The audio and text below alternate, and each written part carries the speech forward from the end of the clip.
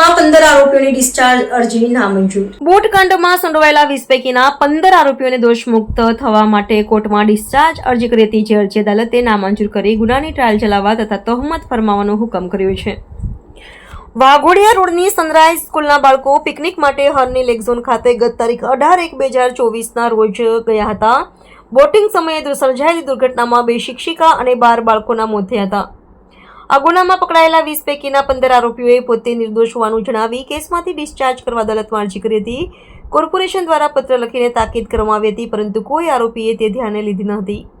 બંને પક્ષની રજૂઆતો ધ્યાને લઈ એડિશનલ સેશન જજ આર.બી. ઇટાલિયાએ નોંધ્યું હતું કે કોર્ટે સંવેદનામાં આવ્યા વિના કાયદો મુજબ કાર્યવાહી કરવાની છે. આ તબક્કો આરોપીઓ સામે ચાર્જ ફ્રેમ કરી ટ્રાયલ આગળ ચલાવવી કે કેમ તેનો નિર્ણય કરવાનો છે. આરોપીઓ સામે તહોમત ફરમાવી ટ્રાયલ આગળ ચલાવવામાં આવે તે જરૂરી જણાય છે. સમગ્ર દસ્તાવેજો, નિવેદનો, ચાર્જશીટ, કાયદાકીય જોગવાઈઓ અને હાઈકોર્ટ તથા સુપ્રીમ કોર્ટના ચુકાદાઓના માર્ગદર્શનને ધ્યાને લેતા આરોપીઓએ ગુનો કર્યો હોવાનું કોર્ટે માનવા પૂરતું કારણ જણાય છે, જેથી તમામ ડિસ્ચાર્જ અરજી નામંજૂર કરવામાં આવી. વડોદરાની અંદર તારીખ 18/1/2024ના રોજ હરણી વિસ્તારની અંદર, હરણી તલાવની અંદર જે જગ્યાએ બોટિંગની વ્યવસ્થા ને બધું કરવામાં આવેલું હતું, તેમાં સ્કૂલના વિદ્યાર્થીઓ પિકનિક માટે આવેલા હતા. તે વખતે આયોજકોની જે બોટ ચલાવતા હતા ત્યાં તળાવની અંદર વ્યવસ્થા બધી રાખેલી હતી, પિકનિક પોઈન્ટ રાખેલા હતા. એ લોકોની નિષ્કાળજીના કારણે વડોદરાની સ્કૂલના વિદ્યાર્થીઓ, 12 વિદ્યાર્થીઓ અને 2 શિક્ષિકાઓના કરુણ મોત નીપજેલા હતા. અને તેમાં તપાસ કરતા આ કોટિયા પ્રોજેક્ટ અને અન્ય લોકો આની અંદર પ્રાથમિક દ્રષ્ટિએ જવાબદાર જણાઈ આવતા તેઓની સામે ફરિયાદ દાખલ કરવામાં આવી. ફરિયાદ દાખલ કર્યા પછી ઇન્વેસ્ટિગેશન પૂરું થયા પછીથી ચાર્જશીટ કરવામાં આવી અને એ ચાર્જશીટની અંદર સરકારે આરોપીઓ વિરુદ્ધ શું પુરાવા છે તે બાબતનું લિસ્ટ રજૂ કર્યું, ડોક્યુમેન્ટરી લિસ્ટ રજૂ કરતા આ કામે કુલ 20 આરોપીઓ છે. એ 20 આરોપીઓ પૈકી 15 આરોપીઓએ નામદાર કોર્ટની અંદર પોતે આ દુર્ઘટનાની અંદર જવાબદાર નથી અને અમારી સામે કેસ ચાલી શકે નહીં અને અમોને આ ગુનાના કામે ડિસ્ચાર્જ કરો એવી ડિસ્ચાર્જ એપ્લિકેશન્સ દાખલ કરવામાં આવેલી હતી. આ એપ્લિકેશન્સ દાખલ કરવાની અંદર મુખ્ય કોટિયા પ્રોજેક્ટના વિનીત કોટિયા, નિલેશ કાંતિલાલ શાહ, ગોપાલ પ્રાણલાલ શાહ, હિતેશ શાહ, દીપેન હિતેશ શાહ, ધર્મિલ ગિરીશ શાહ, દેવપ્રકાશ યાદવ, શાંતિલાલ ઈશ્વર, ભીમસિંહ યાદવ, જતીન દોશી, તેજલ આશીષ દોશી, નિહાર દીપેન દોશી, આ બધા વિગેરેએ નામદાર કોર્ટની અંદર કુલ 15 આરોપીઓએ ડિસ્ચાર્જ એપ્લિકેશન દાખલ કરી હતી.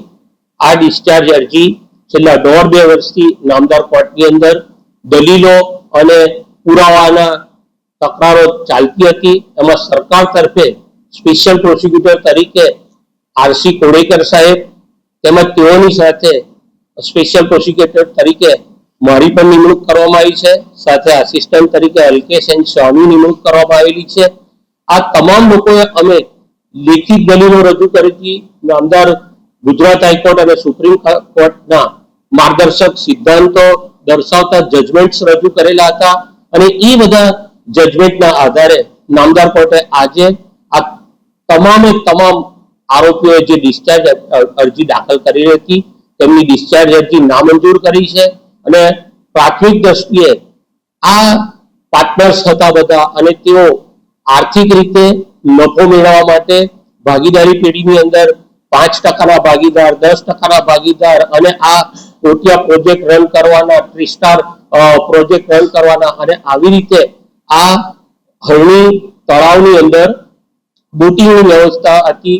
એની અંદર નામદાર કોર્ટે પ્રાથમિક રીતે આ લોકોને નિષ્કાળજી અને ગંભીર પ્રકારે આ મૃત્યુ થવાનો જે બનાવ બનેલો છે એની અંદર પ્રાથમિક કારણોની અંદર સેફ્ટી મેજર્સની ખામી, ત્યાં એક્સપર્ટ લોકોને ત્યાં બચાવ માટે રાખવા માટેની ખામી, એવા ઘણા બધા મુદ્દાઓમાં નામદાર કોર્ટ અમારી દલીલો સાથે સહમત થઈ છે અને લાઈફ જેકેટ અવેલેબલ નહીં, બોટની અંદર સંખ્યા કરતા વધારે કેપેસિટીમાં બાળકોને બેસાડવાના અને કોઈ એક્સપર્ટ કર્મચારી રાખેલો નહીં, ત્યાં આગળ જે પ્રકારે કોર્પોરેશન સાથે કોન્ટ્રાક્ટ કરવામાં આવેલો હતો એવા પ્રકારના કોન્ટ્રાક્ટની કોઈ શરતોનું પાલન કરવામાં આવેલું નહોતું.